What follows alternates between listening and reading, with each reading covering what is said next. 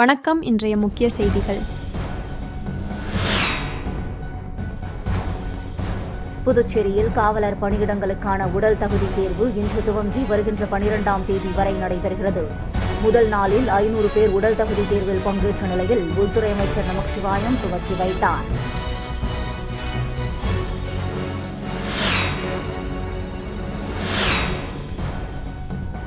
புதுச்சேரி அரசு பள்ளிகளில் படிக்கும் 10வது +2 மாணவர்களுக்கு 2வது மாதிரி பொதுத் தேர்வு வரும் 3ஆம் தேதி துவங்குகிறது.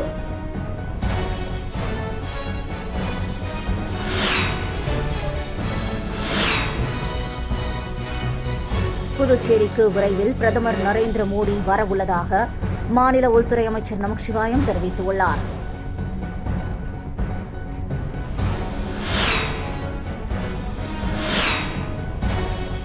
வானூர் அருகே அரசு பேருந்தில் தமிழ்நாடு என்ற பெயர் அச்சிடப்பட்ட ஸ்டிக்கரை ஒட்டிய நாம் தமிழர் கட்சியினை போலீசார் கைது செய்தனர். இனி வருவது விரிவான செய்திகள். புதுச்சேரி கதிர்காமம் தொகுதியில் 2 கோடி ரூபாய் மதிப்பில் நடைபெற்ற வாய்க்கால் அமைக்கும் பணிகளை முதலமைச்சர் ரங்கசாமி பூமி பூஜை செய்து தொடங்கி வைத்தார்.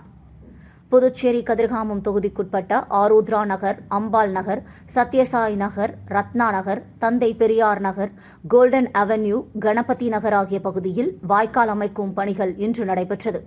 சுமார் 2 கோடி மதிப்பில் நடைபெற்ற இந்த பணிகளை முதலமைச்சர் ரங்கசாமி இன்று பூமி பூஜை செய்து தொடங்கி வைத்தார். அப்போது கதிர்காமம் தொகுதி சட்டமன்ற உறுப்பினர் ரமேஷ் மற்றும் பொதுப்பணித்துறை அதிகாரிகள், அரசு அதிகாரிகள், கதிர்காமம் தொகுதியைச் சேர்ந்த என்ஆர் காங்கிரஸ் நிர்வாகிகள் பலர் உடனிருந்தனர். புதுச்சேரிக்கு விரைவில் பிரதமர் நரேந்திர மோடி வரவுள்ளதாக மாநில உள்துறை அமைச்சர் நமச்சிவாயம் தெரிவித்துள்ளார். இது தொடர்பாக செய்தியாளர்களிடம் பேசிய அவர், பிரதமர் நரேந்திர மோடி விரைவில் புதுச்சேரிக்கு வர இருக்கிறார்.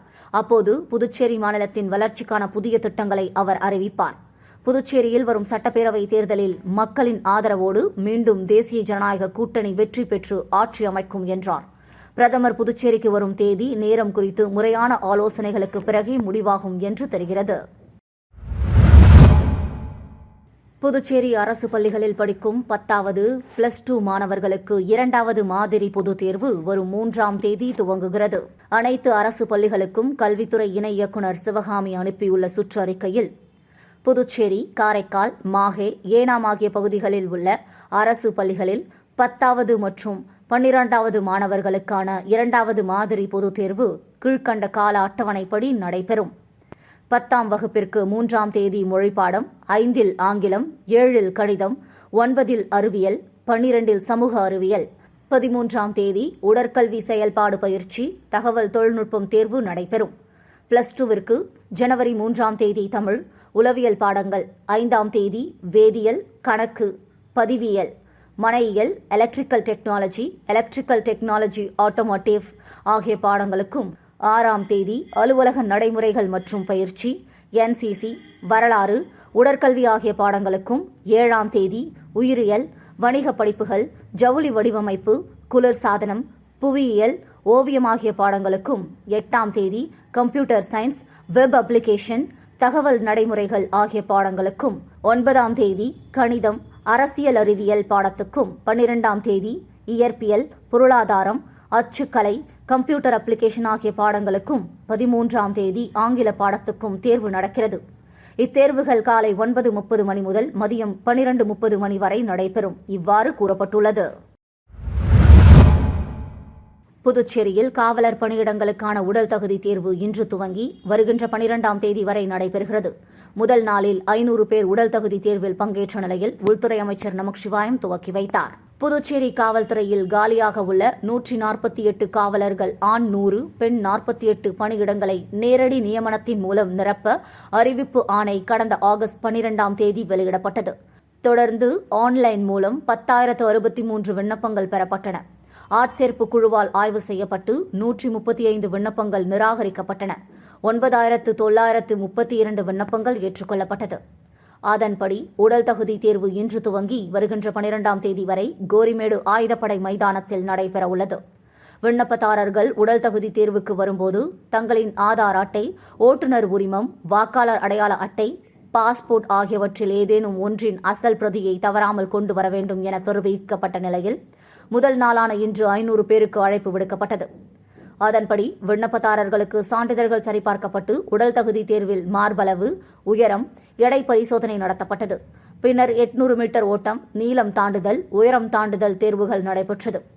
உடல் தகுதி தேர்வு பணிகளை உள்துறை அமைச்சர் நமச்சிவாயம் நேரில் ஆய்வு செய்து 800 மீட்டர் ஓட்டத்தை துவக்கி வைத்து தேர்வில் கலந்து கொண்ட அனைவருக்கும் வாழ்த்து தெரிவித்தார். இதில் டிஜிபி ஷாலினி சிங் மற்றும் டிஐஜி சத்யசுந்தரம் உள்ளிட்ட காவல்துறை உயர் அதிகாரிகள் கலந்து கொண்டனர். தொடர்ந்து மேலும் 11 மற்றும் 12 ஆகிய தேதிகளில் பெண்களுக்கான உடல் தகுதி தேர்வு நடக்கிறது. இந்திய கடல் எல்லையை தாண்டி மீன் பிடித்ததாக கூறி காரைக்கால் மாவட்ட மீனவர்கள் 11 பேரை இலங்கை கடற்படை கைது செய்துள்ளது. புதுச்சேரி மாநிலம் காரைக்கால் அடுத்த காசாக்குடிமேடு மீனவ கிராமத்தை சேர்ந்த ராஜா என்பவருக்கு சொந்தமான சண்மதி என்ற விசைப்படகில் கடந்த 29ஆம் தேதி காரைக்கால் மீன்பிடி துறைமுகத்திலிருந்து 11 மீனவர்கள் கடலுக்குள் மீன்பிடிக்க சென்றனர். அதிகாலை இந்திய கடல் எல்லையில் மீன்பிடித்துக் கொண்டிருந்த மீனவர்களை இலங்கையின் கடற்படப்பில் மீன்பிடித்ததாக கூறி காரைக்கால் மீனவர்களை இலங்கை கடற்படையினர் கைது செய்தனர். கைது செய்யப்பட்ட மீனவர்கள் காங்கேசன் துறைமுகத்திற்கு கொண்டு சென்று விசாரணை நடத்தி வருகின்றனர். இந்த நிலையில் கைது செய்யப்பட்ட காரைக்கால் மீனவர்களை விடுவிக்க மத்திய மாநில அரசுகள் நடவடிக்கை எடுக்க வேண்டும் என உறவினர்கள் கண்ணீர் மல்க கோரிக்கை வைத்துள்ளனர். புதுச்சேரியில் சிறு குறு தொழில் தொடங்குபவர்கள் 3 ஆண்டுகளுக்கு அரசின் எந்த அனுமதியும் பெற தேவையில்லை என அமைச்சர் நமச்சிவாயம் தெரிவித்துள்ளார்.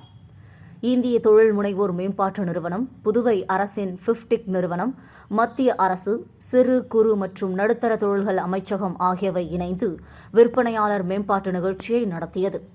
இதில் சிறப்பு விருந்தினராக தொழில்துறை அமைச்சர் நமச்சிவாயம் கலந்து கொண்டு தொடங்கி வைத்து பேசுகையில், புதுச்சேரி மாநிலத்தில் தொழில் தொடங்க வருபவர்களுக்கு விதிமுறைகளை அரசு எளிமையாக்கி வருகிறது. சிறு குறு தொழில் தொடங்குபவர்கள் 3 ஆண்டுகளுக்கு அரசின் எந்த முன் அனுமதியும் பெற தேவையில்லை என்றார். 3 ஆண்டுகளுக்கு பின் தேவையான அனுமதியை பெற்றால் போதும் என அரசு முடிவு எடுத்துள்ளது என கூறினார். இதற்கான பணிகள் 90% முடிந்து உள்ள நிலையில் விரைவில் சட்டமன்றத்தில் தாக்கல் செய்யப்பட்டு அமல்படுத்தப்படும் என்றார். தேசிய ஜனநாயக கூட்டணி ஆட்சிக்கு வந்த பிறகு புதுச்சேரி மாநிலத்தில் 819 தொழிற்சாலைகள் வந்துள்ளன என்றும் இதன் மூலம் 9500 பேருக்கு வேலைவாய்ப்பு கிடைத்துள்ளது என பெருமிதமாக தெரிவித்தார்.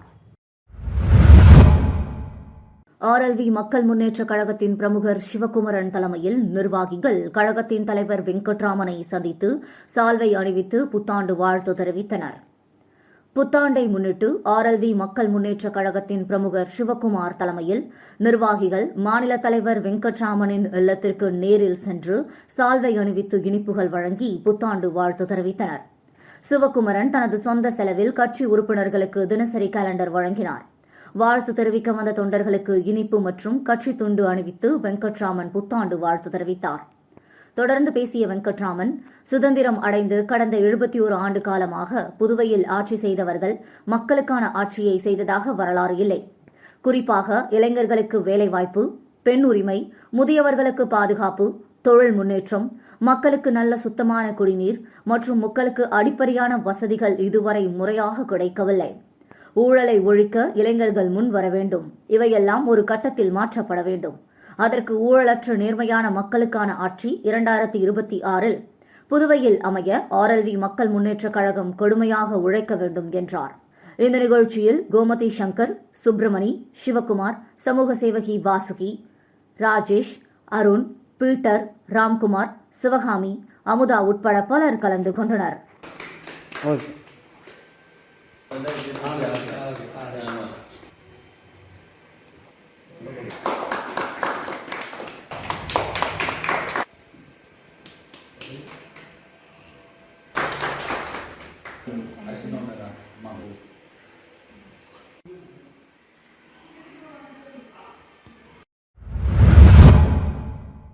காஞ்சிபுரம் மாவட்டம் வாலாஜாபாத்தில் நேரு நகர் பகுதியில் அமைந்துள்ள ஸ்ரீ சக்தி மிகுந்த சாலை விநாயகர் ஆலயம் அருகில் புத்தாண்டை முன்னிட்டு நேரு நகர் இளைஞரணிகள் சீரியல் லைட் தோரணங்கள், பலூன் கட்டப்பட்டு அமைத்து அதன் பின்பு கேக் வெட்டி புத்தாண்டு கொண்டாட்டத்தை சிறப்பாக வரவேற்றனர். நண்பர்களுக்கும் பொதுமக்களுக்கும் புத்தாண்டு வாழ்த்துக்களை தெரிவித்துக் கொண்டனர்.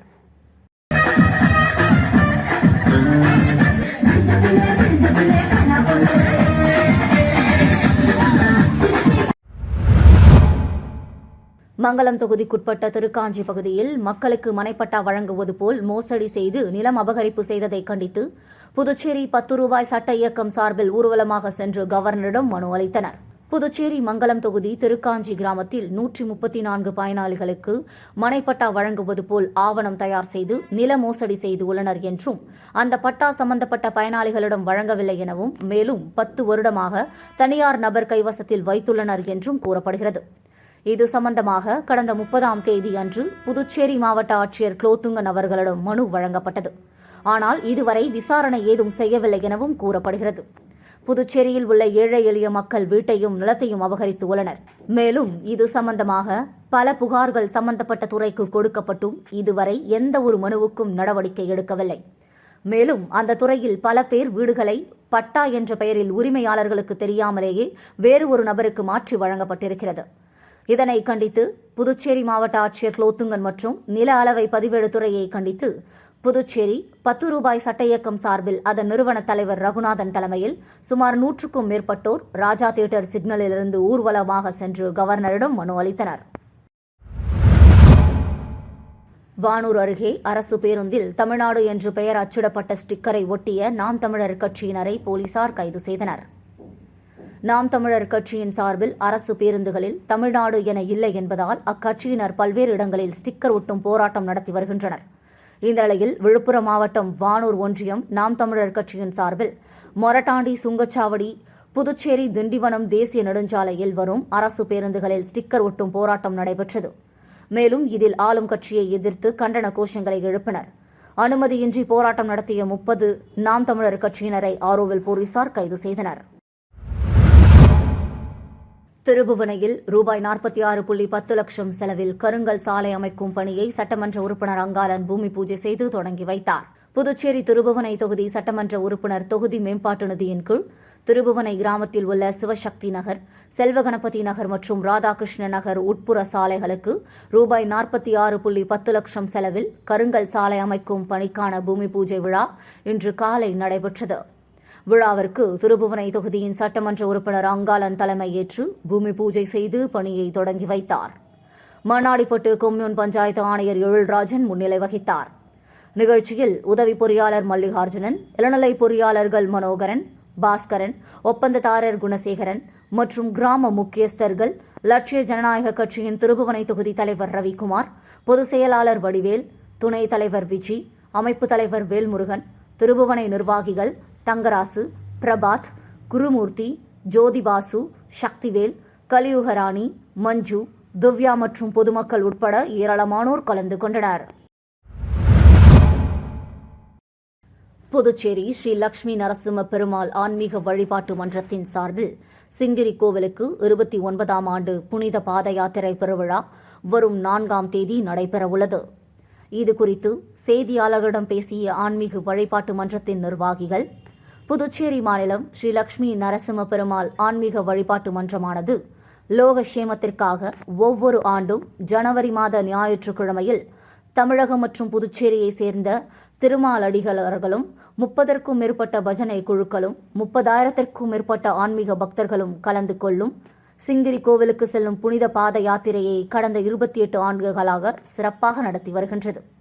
இவ்வாண்டும் எமது ஸ்ரீ லட்சுமி நரசிம்ம பெருமாள் ஆன்மீக வழிபாட்டு மன்றத்தின் சார்பில் 29ஆம் ஆண்டு புனித பாத யாத்திரை பெருவிழாவானது நாளது ஞாயிற்றுக்கிழமை காலை 6 மணி அளவில் திருக்கோவிலூர் ஸ்ரீமத் எம்பெருமானார் ஸ்ரீ ஊவே தேகலீஸ் ராமானுஜாச்சாரியர் சுவாமிகளின் மங்கள சாசனத்துடன் புதுச்சேரி தஞ்சை தேவநாத ராமானுஜதாச பாகவதர் குழுவினர்களின் நாம் சங்கீர்த்தனம் வில்லியனூர் கீழ் அக்ராவரம் ஸ்ரீ பெரியாழ்வார் கைங்கரிய சபை பஜனையும், புதுச்சேரி குயவர்பாளையம் வணிக வைசிய ஸ்ரீ ஹரிஹர பஜனை மடம் ஸ்ரீ கிருஷ்ணர் ரதம் புறப்பாட்டுடன் பிள்ளை தோட்டம் ஸ்ரீ பாண்டுரங்க ரகுமாயி ஆன்மீக கைங்கரிய சபா, கவிக்குயில் நகர் ஸ்ரீ வேங்கடாத்திரி பஜனை கூடம், புதுச்சேரி லாஸ்பேட்டை ஸ்ரீ பண்டவதூதன் சங்கீர்த்தன சபா மற்றும் திண்டிவனம், மரக்காணம், கடலூர், திருக்கோவிலூர், பன்ருட்டி, சேலம் மற்றும் புதுவையை சேர்ந்த 30க்கும் மேற்பட்ட பஜனை குழுக்களுடன் புனித பாத யாத்திரையானது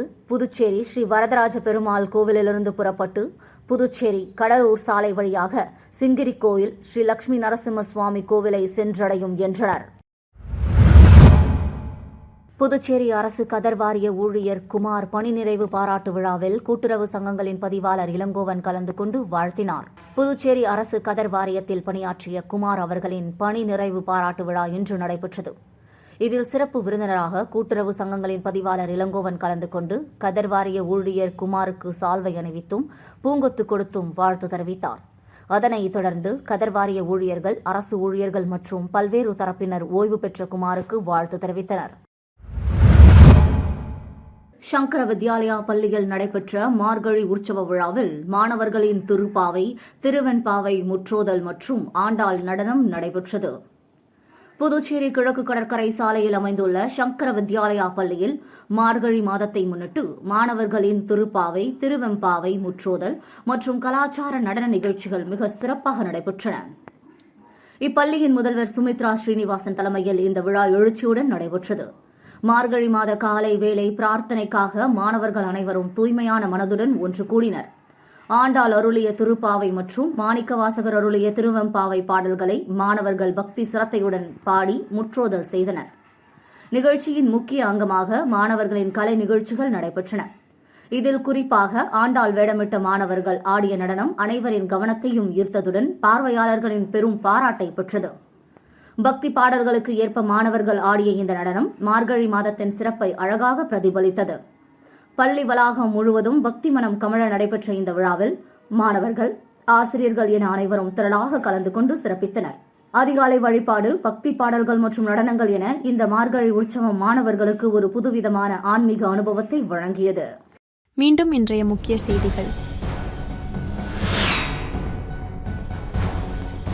புதுச்சேரியில் காவலர் பணியிடங்களுக்கான உடல் தகுதி தேர்வு இன்று துவங்கி வருகின்ற 12ஆம் தேதி வரை நடைபெறுகிறது. முதல் நாளில் 500 பேர் உடல் தகுதி தேர்வில் பங்கேற்ற நிலையில் உள்துறை அமைச்சர் நமச்சிவாயம் துவக்கி வைத்தார்.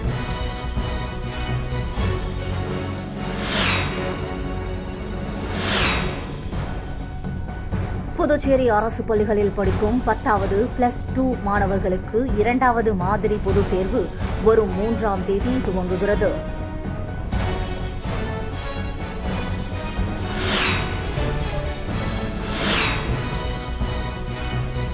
புதுச்சேரிக்கு விரைவில் பிரதமர் நரேந்திர மோடி வரவுள்ளதாக மாநில உள்துறை அமைச்சர் நமச்சிவாயம் தெரிவித்துள்ளார்.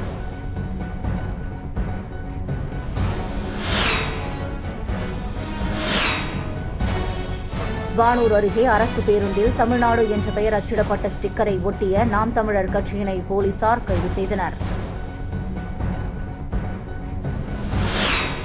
செய்திகளை துல்லியமாகவும் தெளிவாகவும் தெரிந்து கொள்ள கிரியேட்டிவ் மீடியா யூடியூப் சேனலை சப்ஸ்கிரைப் செய்து கொள்ளவும். நன்றி, வணக்கம்.